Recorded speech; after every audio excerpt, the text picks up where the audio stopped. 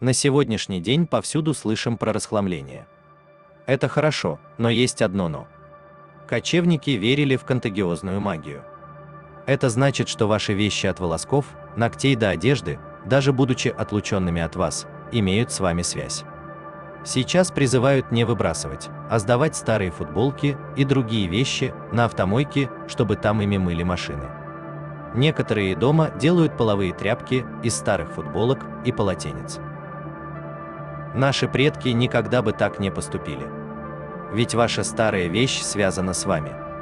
Считалось, что если из нательной вещи сделать тряпку, то это может привести к болезни бывшего хозяина вещи. Если делали новый ковер, но в него вплетали кусочек ветхого, старого.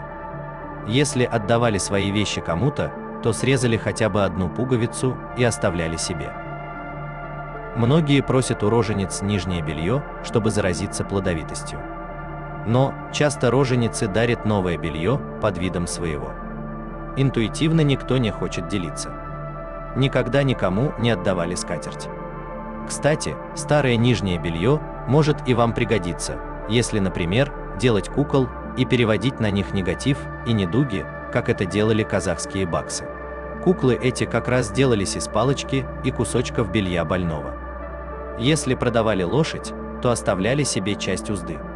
Кочевники считали, что со своей вещью может уйти и кут, поэтому очень щепетильно относились к раздаче. Примеров огромное множество.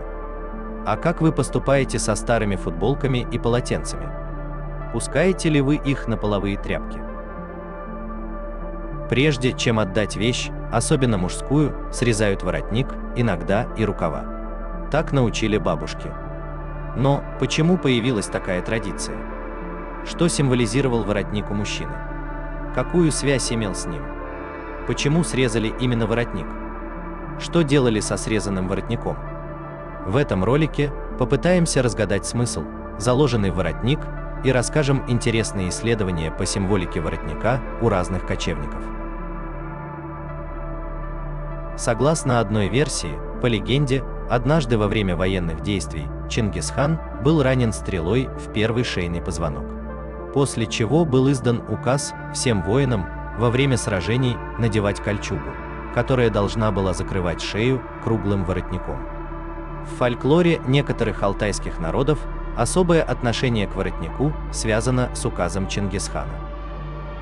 Можно еще добавить, что в шее располагаются жизненно важные сонные артерии, а воротник как оберег.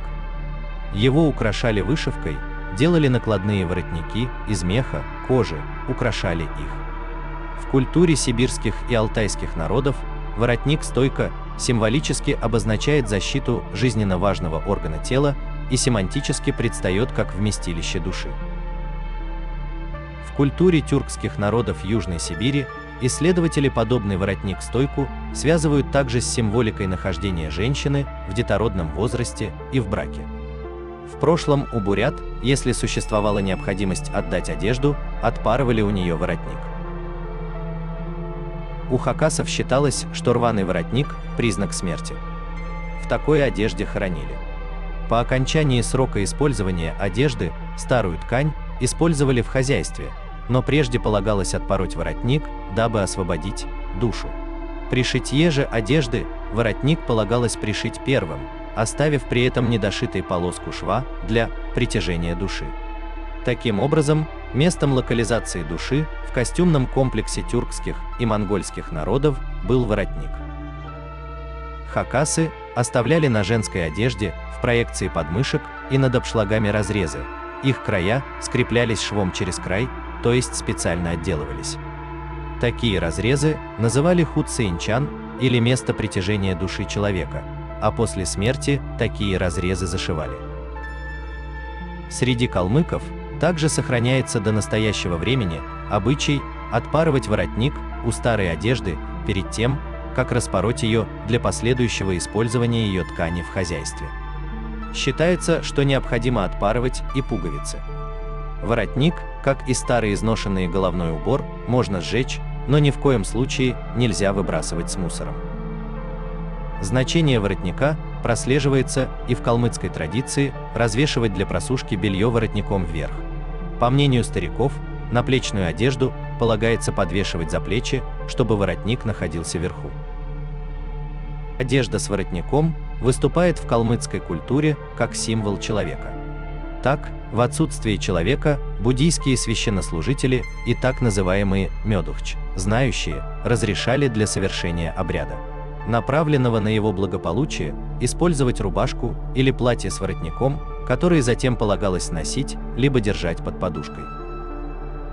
Одежду обычно не дарили, однако именно во время свадебного обряда, когда устанавливали отношения между двумя родами и происходил обмен брачующимися, полагалось одаривать предметами одежды непременно с воротником и длинными рукавами, либо тканью в количестве, достаточном для шитья полного платья.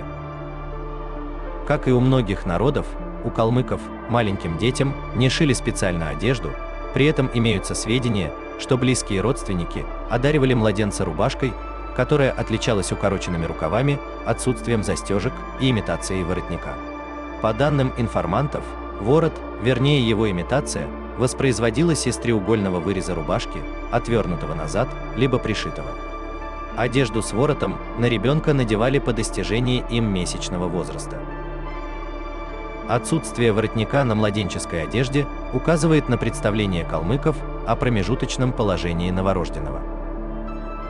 Особое значение воротника также прослеживается в семейной обрядности народов Южной Сибири. У хакасов вдова специально отпарывала воротник и носила такую одежду в течение года, а впоследствии, если вновь вступала в брак, снова облачалась в одежду с воротником. У телеутов вдова в первые 7 дней траура носила платье вывернутым наизнанку и в течение полугода не пришивала к нему воротник, что связывают с обозначением символической смерти женщины вместе с ее мужем и маркером того, что она как бы выбывает из числа женщин, способных к деторождению. У алтайцев также вдова до полугода или до нового брака носила платье без воротника, и исследователи считают этот факт свидетельством того, что одежда с воротником на Алтае выступала символом состоявшейся жизни женщины.